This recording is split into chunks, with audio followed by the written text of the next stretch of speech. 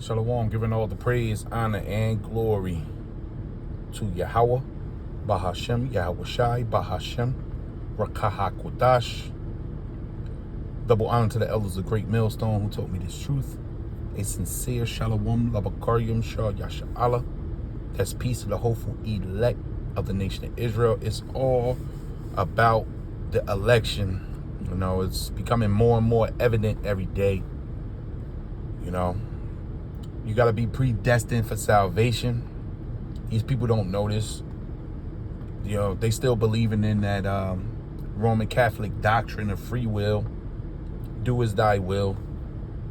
Not knowing this is the Lord's movie. It's been His movie since the creation, going all the way back to Genesis. And now we in the end of the world of the Edomites, basically the rulership of the Gentiles. And everybody's going crazy. Everybody's freaking out, trying to find out what's happening, what's going on with the world. Why is there so much war talk?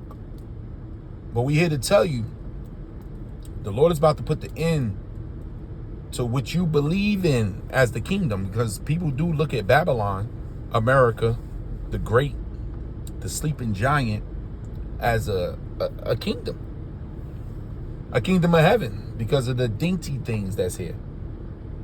Not knowing in the scriptures, this place is described as the daughter of Babylon, Babylon the Great, Nineveh, Assyria, Egypt, Sodom. These are all code names for America in the Bible. And the Lord is about to shoot what you're looking at right now. These are the arrows that the prophet saw. The Lord is about to unleash these arrows on His place. But not before He give everybody a choice, which is really not a choice, because those that are written in the Lamb's Book of Life, their seat is already solidified. But they're going to have to deal with this hour of temptation, the mark of the beast. And it's going to be pushed with fear to become a robot.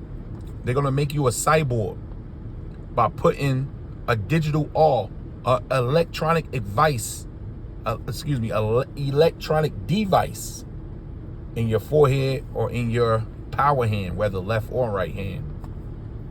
And the world is going to have to deal with this, not knowing that we at the end of an age. A time is unfolded. We are in a very important time in history where the Lord is taking down a major kingdom spoken about in the scriptures, which is America. You can read that all through the scriptures. And we have to fall, but we have to rise. Also, we have to rise of the nation of Israel, the kingdom of the gods. So this is beautiful. So what you're looking at right now is redacted. You know, it's a lot of stuff going on, man. They attacked some U.S. ships over there in the Red Sea. You know, Russia just dropped their Fab bomb, the Fab 3000, on Ukraine. They got those warships down there in Cuba, 90 miles away from Florida. We're on the edge of civil war. You know, you got the looting of the BJ's, Targets.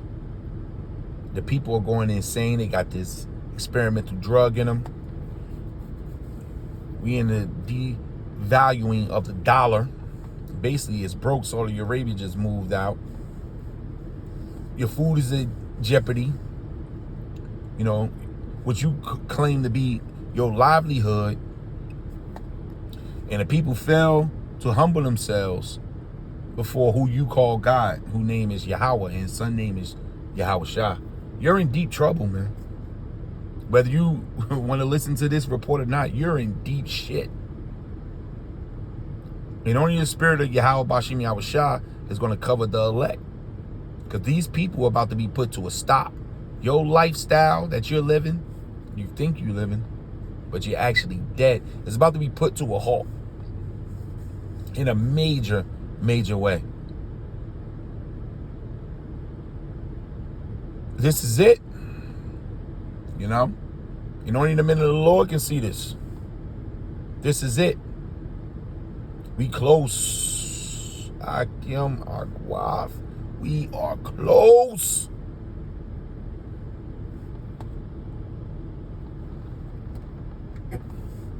And bombers. This is not just a hollow threat, guys. The nuclear triad, by the way, is crucial for maintaining a balance of power in the world, and it's something only a few nations, including the United States, actually possess. So take a look at this map. This is really interesting. This shows what countries have nuclear triad capabilities right now. And this is a good map, you know. I was analyzing this, man. You know, look at the numbers. Look at this. Of course, the bear, fulfilling prophecy, is at the top, Revelation 13. Look at the stockpile. Deploy. I mean, look. For you non-believers. So Russia is running this thing, man. So the bear has the edge on the whore. And look at the size of the bear. You know, Russia is a mass. It's a lot of land. It's major compared to the whore. And the distance from Russia to America is approximately, I think it was 5,000 miles from Moscow to Washington, D.C. And those bombs can go about 6,000. So it's on. The Lord is going to come through with his word. What does this mean in practical terms? Well, it shows Russia's readiness to elevate its strategic deterrence to any perceived existential threats. And as Putin sternly noted when he was in Vietnam, this involves not just theoretical capabilities, but actual deployment of advanced systems across the world. This is why Putin's comments this week are so worrying, particularly for NATO. He told the press that Russia's nuclear forces are constantly in a state of combat readiness, bolstered by recent agreements with nations like North Korea. Now let's discuss NATO as a piece of this. So Putin's rhetoric isn't happening in a vacuum. There are specific provocations by NATO that will lead us to war. Nigel Farage this week let the cat out of the bag. The West brought war to Ukraine. It's NATO's fault that Putin invaded Ukraine. And he said this back in 2014 on the floor of Parliament. Just to make that worse, of course, some NATO members said they too would like the Ukraine to join NATO. We directly encouraged the uprising in the Ukraine that led to the toppling of the president, Yanukovych, and that led, of course, in turn to Vladimir Putin reacting. And for all of those that don't know, what you're looking at is prophecy in its finest way, because when you go to the book of Ezekiel 38, matter of fact, let me just get that. The Lord was going to bring that alliance back. The Soviet Union was to come back. You know, what you're looking at is the details, but the bread and butter of this thing, this is Ezekiel, the 38th chapter. You know, the Lord was going to put hooks in the jaws of Russia. This is Ezekiel 38, verse 2. Son of man, set thy face against Og, right? The land of Og, that's basically Russia. The chief prince, Rasha, of Meshach and Tubal. These were some of the sons of Japheth. You know, just in case you didn't know, that land belonged to Japheth. You know, the Edomites took it over. Right? It says, and prophesy against him, and say, thus saith Yahweh, behold, I am against thee, O Og, the chief prince of Meshach and Tubal. I will turn thee back and put hooks in thy jaws. And that's what you're looking at when you see this speech. This is, 2014. So this is not new with this whole thing with Ukraine. You know, they set it off back then. And they also took Georgia, Russia over, but when you look at the map, that whole territory, is going back to this old estate, the Soviet Union. And Ukraine, those ain't nothing but Russians in there. That's all. So they basically taking back their backyard, their territory. And that's a united front. And knowing that the Lord was going to put hooks in his jaws, turn them back to their old form, that this was going to cause a lot of friction between the West, because look at the money that America dumped into Ukraine for all these years. If you didn't know, Ukraine got some of the most prestige schools for scientists, for experiments. They got a lot of just look into it. They had a lot of things going on. They had certain parts of Ukraine looking like New York City before the bombing. A lot of immigrants, they was going over there to receive education, politics, movies. The industry was booming in Ukraine because America was building it up. So knowing that Russia was going to integrate it back into the system, that didn't sit right with what America had planned for it. But that's the Lord putting hooks, in the jaws. Once again, it's Ezekiel 38 verse 3. And say, thus saith Yahweh, behold, I am against thee, Og, the chief prince of Meshach and Tubal. I will turn thee back and put hooks into thy jaws, and I will bring thee forth and all thy army. So what's coming out of this? The war, right? Horses and horsemen, all of them clothed with all sorts of armor, even a great company with bucklets and shields, all of them handling a sword. And the major sword is these bombs, man. And you saw the stockpile of Russia. They not playing. The Russian bear with a stick.